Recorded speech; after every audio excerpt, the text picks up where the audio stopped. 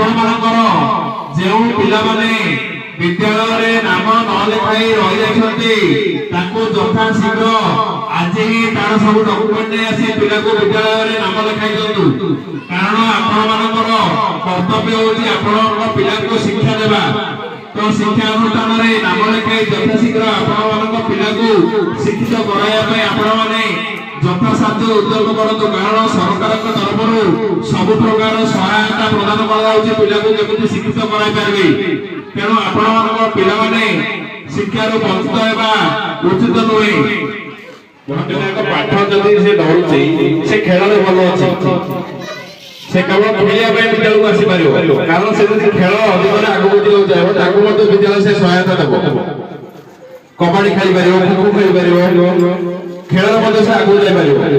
ତ ଆମେ କେବଳ ବିଦ୍ୟାଳୟରେ କହୁଛୁ ତୁ ଖାଲି ଆସି ପାଠ ପଢେ, ଖାଲି ସେ ଖେଳରେ ମଧ୍ୟ ଆଗକୁ ଯାଇପାରିବ।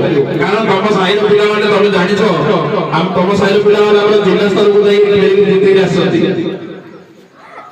ସେ କେବଳ ଖେଳିବା ଆସୁ, ଆମେ ତାକୁ ଖେଳୁ।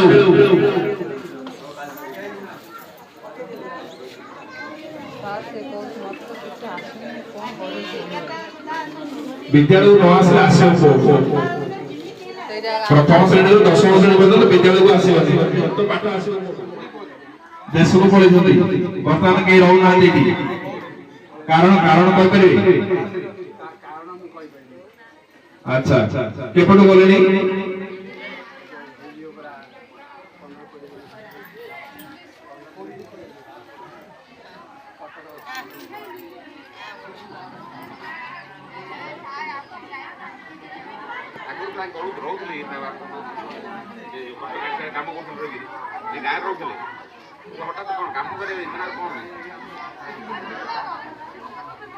ପିଲାମାନେ ତ ଯାଉନାହାନ୍ତି ପ୍ରାୟ 2 ମାସ ହେଲାଣି।